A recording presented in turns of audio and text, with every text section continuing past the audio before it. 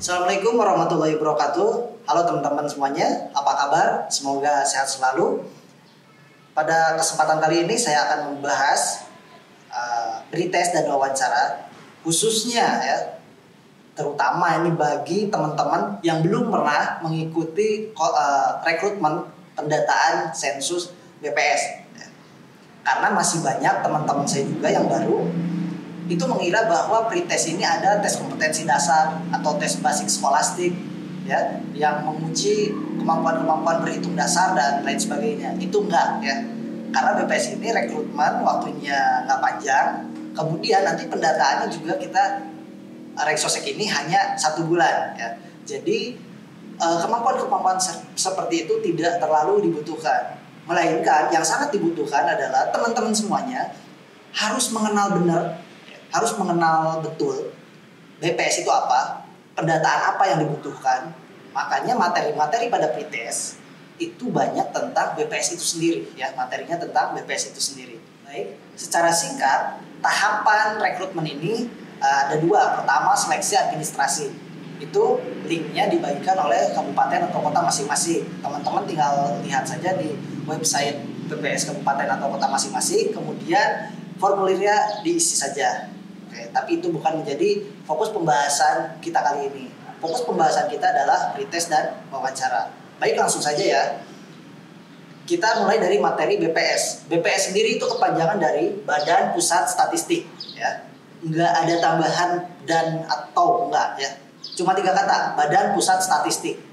Jadi kalau nanti ditanya BPS itu kepanjangan apa, ini yang 3 kata ini ya, Badan Pusat Statistik. Nah, kegiatan statistik ini diatur dalam Undang-Undang Nomor 16 Tahun 1997. Kepala BPS Republik Indonesia saat ini namanya adalah Margo Yuwono. Ya. Itu pertanyaan yang harus kalian ingat ya. Materi-materi ini harus kalian ingat, terutama yang baru ya. Teman-teman yang baru ini wajib diperhatikan. Kemudian ada Hari Statistik Nasional, yaitu tanggal 26 September. Ya, harus dicatat ya. Hari Statistik Nasional tanggal 26 September. BPS itu merupakan lembaga pemerintah, tapi dia non kementerian ya. Jadi lembaga pemerintah non kementerian, tetapi bertanggung jawab langsung kepada presiden. Jadi kalau nanti ada pertanyaan pendataan di BPS ini, perintah siapa gitu ya? Jawabannya adalah perintah langsung dari presiden, karena bertanggung jawab secara langsung kepada presiden BPS ini. Tapi ingat, BPS ini lembaga non kementerian. BPS juga memiliki core values. Jadi tidak hanya BUMN ya yang memiliki core values. BPS juga memiliki core values, yaitu ada 3 ya, disingkat jadi PIA. P-nya profesionalisme, I-nya integritas, A-nya amanah. Baik, sensus yang dilaksanakan oleh BPS itu ada 3. Yang pertama sensus penduduk, yang kedua sensus pertanian, yang ketiga sensus ekonomi. Berarti cuma ada 3 ya. Jadi kalau ada pertanyaan jebakan seperti sensus pajak atau sensus politik itu salah ya. Nah, selain BPS pusat atau BPS Republik Indonesia, teman-teman juga harus tahu BPS tingkat provinsi teman-teman dan juga BPS tingkat kabupaten atau kota teman-teman ya.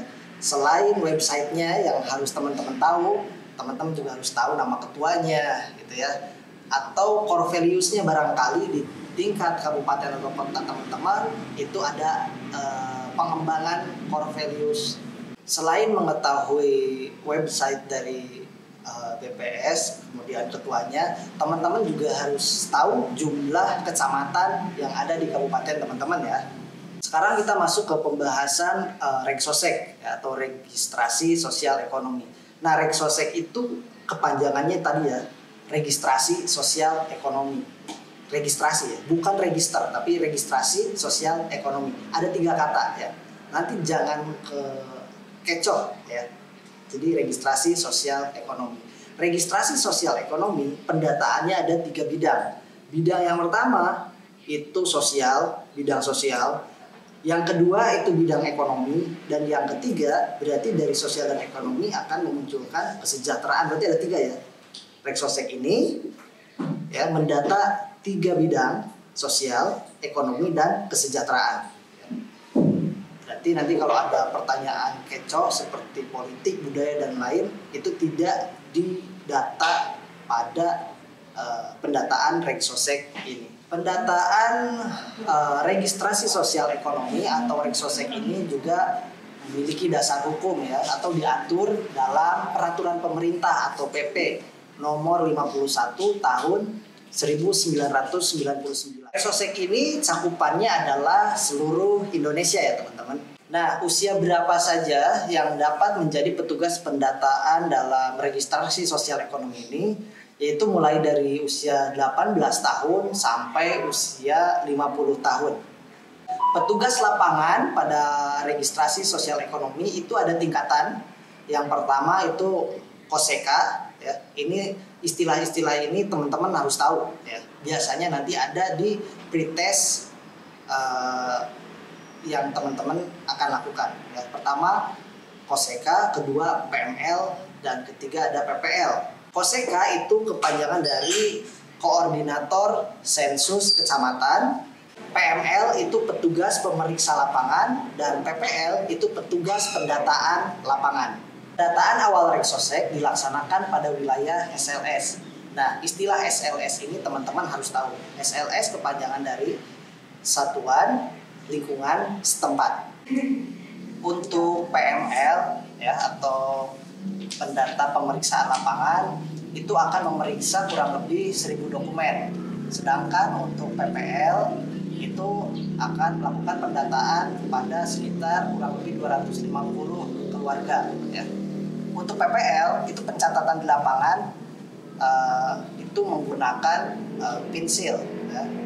Dan pada saat pendataan atau pencatatan itu menggunakan huruf kapital ya.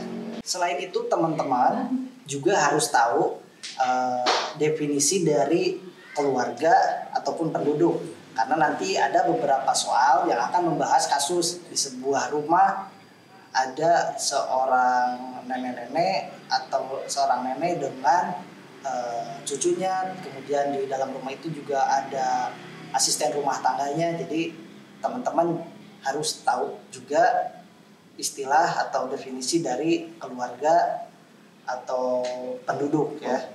Bisa keluarga, penduduk juga ada definisinya. Keluarga itu adalah sekumpulan penduduk yang mendiami suatu rumah, baik mempunyai kartu keluarga atau tidak mempunyai kartu keluarga.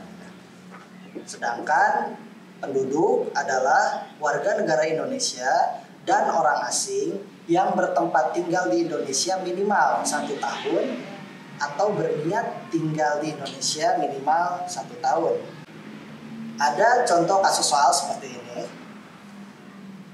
Budiman tinggal bersama istrinya Anissa.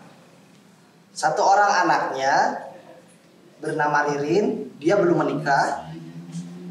Dan ibu mertua dari Budiman, ibu Mami, ya, dan ada seorang pembantu. Pembantu Budiman yang bernama Inem berusia 20 tahun dan belum menikah. Nah, jumlah keluarga yang ada di rumah Budiman tersebut ada berapa? Nah, keluarga berarti mengacu pada penjelasan yang tadi, bahwa keluarga adalah sekumpulan penduduk yang mendiami suatu rumah, baik mempunyai kartu keluarga atau tidak mempunyai kartu keluarga. Berarti ya, jika pertanyaan tadi jumlah keluarga yang ada di rumah Budiman itu ada berapa keluarga, maka jawabannya adalah 1 keluarga ya. Bagi teman-teman yang memerlukan materinya sudah saya buatkan, teman-teman tinggal meninggalkan nomor WhatsApp atau email teman-teman di kolom komentar ya. Nanti akan saya kirim dokumennya yang udah dirangkum ya. Baik, terima kasih sudah menonton video ini. Semoga sukses selalu buat teman-teman. Assalamualaikum warahmatullahi wabarakatuh.